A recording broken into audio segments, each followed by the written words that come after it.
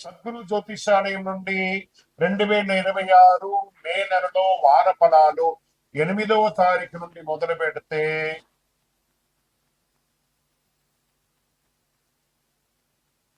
14 మే వరకు శుభాశుభ ఫలితాలు ఎలా ఉన్నాయి అనంటే, వేసవి ఎక్కువగా ఉంది. అగ్ని నక్షత్రం కూడా 4వ తారీఖు నుంచి స్టార్ట్ అయింది. ఎండ తాపడం చాలా తీవ్రంగా ఎలా ఉంది, ఎందుకంటే సూర్యుడు ఇంటికి కుజులు వచ్చి స్థిరపడుతున్నాడు. మే 10వ తేదీ నుంచి కుజుడు మేషరాశిలో వచ్చి స్థిరపడతాడు. అలా స్థిరపడిన తర్వాత ఎండ చాలా తీవ్రంగా అవుతుంది. కత్తరి ఎండ ప్రారంభం అవుతుంది. కేతు భగవానుడు సింహరాశిలో ఉన్న కాలం అంటారు. ఈ గ్రహ సంయోగం 12 స్థానంలో ఉంది. ఈ సమయంలో చంద్రుడు అనురాధ నక్షత్రంలో తన ప్రయాణాన్ని ప్రారంభించి ధనిష్ట నక్షత్రంలో ముగిస్తాడు. ఈ నెలంతా కూడా జ్యోతిశాస్త్రరీత్యా ద్వాదశ రాశుల్లో మొట్టమొదటి అయినటువంటి మేషరాశి మిత్రులారా, మీకు మే 8, 2026 నుండి మొదలు పెడితే మే 14, 2026 వరకు శుభాశుభ ఫలితాలు ఎలా ఉన్నాయంటే, మేషరాశి వారి గమనించిన ఈ వారం జీవితంలో టర్నింగ్ పాయింట్ లా చేసే సూచనలు చాలా కనబడుతున్నాయి. గురువు మీకు శుభదృష్టిని ఇస్తున్నాడు. శని ప్రభావం కొంత పరీక్ష ఇస్తుంది. కుజుడు మీ శక్తిని పెంచుతున్నాడు. ఆపర్చునిటీస్ ప్లస్ ప్రెషర్ రెండు వచ్చే వారం జాగ్రత్త.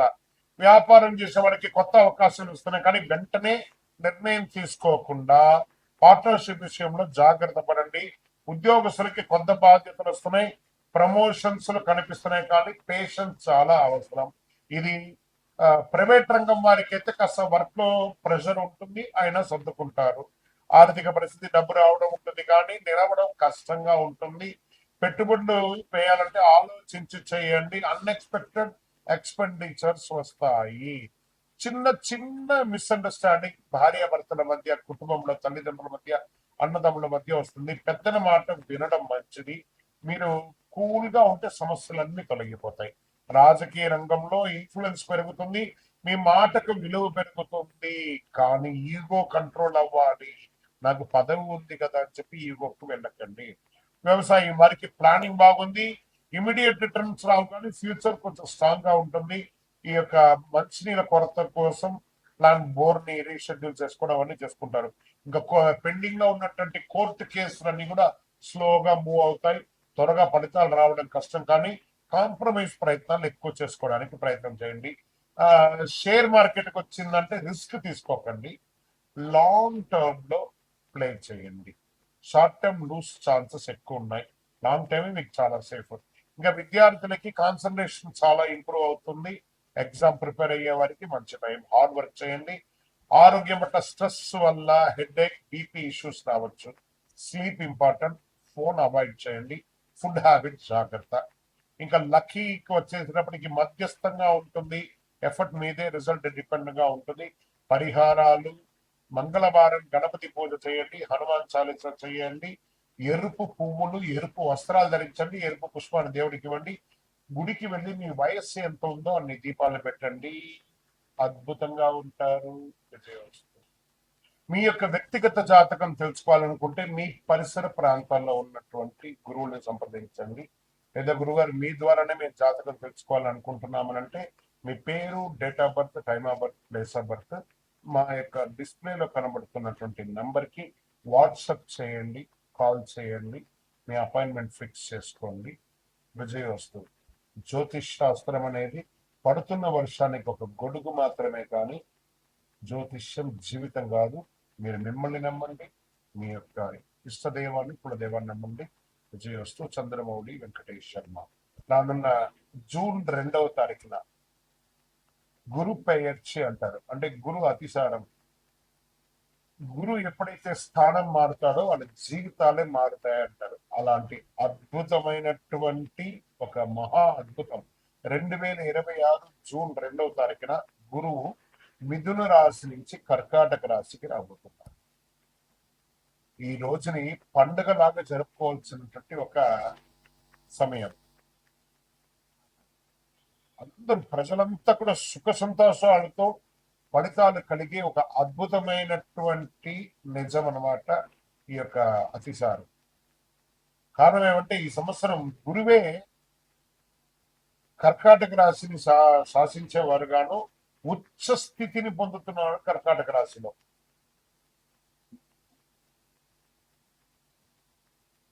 సరే, ఉచ్చ స్థితి పొందినటువంటి గురువు ఏం చేస్తాడు?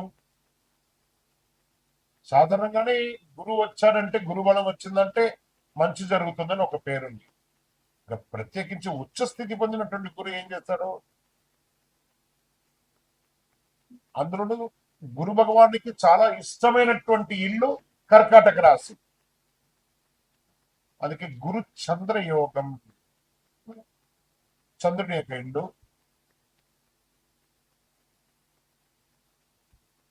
గురుచంద్ర యోగం ఏర్పడబోతుంది. ఈ సంవత్సరంలో ఎన్నో యోగాలు రావడానికి సిద్ధంగా ఉన్నాయి. Get ready. ప్రతి రాశిలోనూ గురు భగవానుడు ఆయన చక్రం తిప్పబోతున్నాడు. Get ready. రాశి ప్రకారం ఎవరు పాప ఫలితాల నుంచి బయటపడబోతున్నారు, ఎవరు యోగాన్ని పొందబోతున్నారంటే, వివాహం కాని వారికి వివాహం, పిల్లలు లేని వారికి పిల్లలు. గురు పేర్చండి మన ఇంట్లో జరిగే ఒక పెద్ద శుభకార్యం లాంటిది అనమాట. 12 రాసుల వారంతా ఈ గురు పేర్చలో ఎప్పుడు వస్తుందా అని ఎదురు చూస్తూ ఉన్నటువంటి సమయం. గురు పేర్చి అనేది గురు అతిసారం స్థానం మారే యొక్క అద్భుతమైనటువంటిది. 12 రాసుల వారంతా కూడా ఈ జ్యోతిష్ శాస్త్రంలో గురుబలం ఎప్పుడు వస్తుందయ్యా, మా అమ్మాయికి పెళ్లి చేయాలి, గురుబలం ఎప్పుడు వస్తుందండి, మా కుటుంబంలో సంతాన యోగం కావాలి, గురుబలం ఎప్పుడు వస్తుందండి, వ్యాపార ఉద్యోగం బాగుండాలి అని అడుగుతూ ఉంటారు ప్రతి ఒక్కళ్ళు కూడా. జ్యోతిష్ శాస్త్రంలో వచ్చేసింది ఆ సమయం. అదే ప్రశ్న అందరికి ఎప్పుడు వస్తుంది, ప్రశ్న ఉంది. గురు కటాక్షం ఉంటేనే పెళ్లి, సంతానం, ఇంట్లో జరిగే అన్ని శుభ కార్యక్రమాలు జరుగుతాయి. గురు భగవానుడు ఏం చేస్తారంటే ప్రతి సంవత్సరం ఒక రాశిలో ఒక సంవత్సరాన్ని గడుపుతాడు. 1 సంవత్సర కాలం గడుపుతాడు ఒక్కొక్క రాశిలోనూ. గురు భగవానుడు ఈ సంవత్సరం మిథున రాశి నుండి కర్కాటక రాశికి జూన్ 2వ తారీఖున వచ్చి 1 సంవత్సర కాలం అక్కడే ఉండి ఉచ్చ స్థితిని పొందుతాడు. ఎప్పుడు 3 దివ్య దృష్టిలు ఉంటాయి. ఎప్పుడు కూడా గురువుకి 3 దివ్య దృష్టిలు ఉంటాయి. గురువు విషయానికి వస్తే ప్రత్యేకంగా చెప్పాలంటే మకర యాళి, కర్కాటక యాళి అని అంటారు. ఈ మకర యాళి అంటే వేదాలను దాచిపెట్టినటువంటి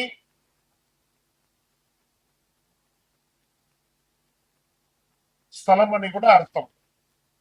హిరణ్యాక్షుడు అనే రాక్షసుడు ఏం చేశారంటే వేదాలను తీసుకెళ్లి భూమిని కూడా తీసుకెళ్లి భూమాతను దాచిపెట్టేశాడు. పురాణంలో చెప్పబడుతుంది మకరయాళిలో.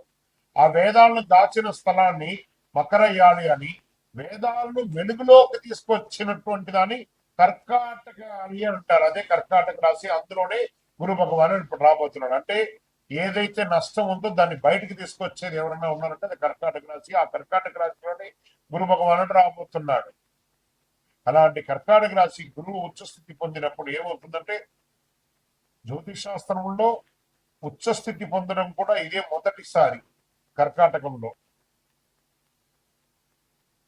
అది చంద్రుని ఇల్లు. దాన్ని గురుచంద్ర యోగం కూడా అంటారు. దీంట్లో 5వ దృష్టి వృశ్చిక రాశిని చూస్తున్నాడు. ఇక్కడ చెప్తున్నాడు మళ్ళీ, నా హృదయంలో ఎడమ వైపు ఉన్నటువంటి వృశ్చిక రాశి మిత్రులారా, దిస్ ఇస్ ఫార్ యూ. 5లో గురువు వచ్చాడంటే ఇంకా యోగమే. యోగం అంటే యోగమే. ఇదేంది గురుగారు, మీరేమో వృశ్చిక రాశికి చాలా బాగుంది అంటారు, మరి మాకేం కనబడట్లేదు.